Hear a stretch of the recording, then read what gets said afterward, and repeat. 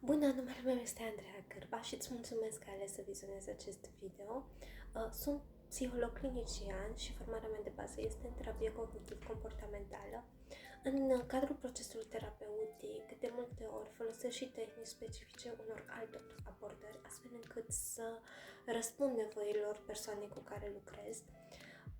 Prin urmare, folosesc și tehnici specifice mindfulness sau din terapia centrată pe scheme sau chiar din terapia prin artă, metafore terapeutice, le găsesc adesea foarte utile. De obicei lucrez cu persoane adulte și cu adolescenți.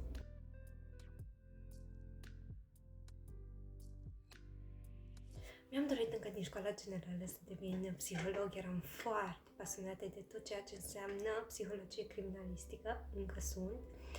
După ce am ajuns la facultate și am înțeles care este rolul unui psihoterapeut și a unui psiholog clinician și cum putem ajuta oamenii din această ipostază, mi-am dat seama că este ceva ce și eu îmi doresc să fac și am ales să mă specializez pe psihologie clinică. Pe lângă toate cunoștințele pe care le-am acumulat la facultate, pot spune că primul lucru sau lucrul cel mai important pe care l-am învățat este că trebuie să te cunoști pe tine, astfel încât să găsești resursele necesare de a face față problemelor cu care ne confruntăm, fie că sunt probleme de sănătate mentală, fie că sunt probleme emoționale, fie că e vorba de stresul de zi cu zi care ne afectează până la urmă. Resursa numărul 1 pe care o avem la dispoziție suntem noi și în momentul în care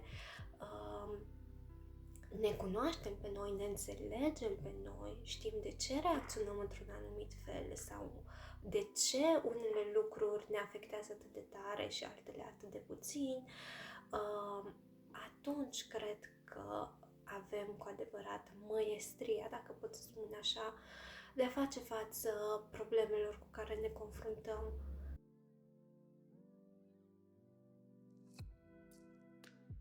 Principiile după care eu mă ghidez în viața de zi cu zi și în munca mea de terapeut sunt responsabilitatea, onestitatea, compasiunea și empatia. Sunt o persoană de încredere, sunt o persoană pe care ceilalți se pot baza și care e mereu alături de persoanele care au nevoie de ea. Și încerc să transmit aceste lucruri și pentru clienții mei, astfel încât să simtă că au o plasă de siguranță în relația pe care o stabilesc cu mine ca terapeut.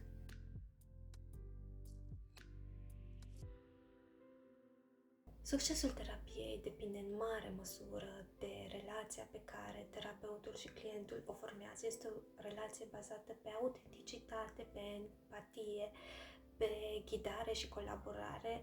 Este o relație care ar trebui să devină modelul sănătos pentru relațiile pe care persoanele le are în afara terapiei, cu oamenii din jurul ei. Folosim un cadru structurat, organizat și transparent, astfel încât persoana să înțeleagă de ce sunt utilizate anumite metode sau strategii, să înțeleagă care sunt beneficiile și ce anume urmărim prin folosirea lor. Bineînțeles, toate acestea au la bază dovezi științifice și dovezi din practica clinică. Știm că sunt eficiente, prin urmare le folosim și le recomandăm. Cred că toate acestea sunt lucruri de care persoana care alege să lucreze cu mine ca terapeut poate beneficia.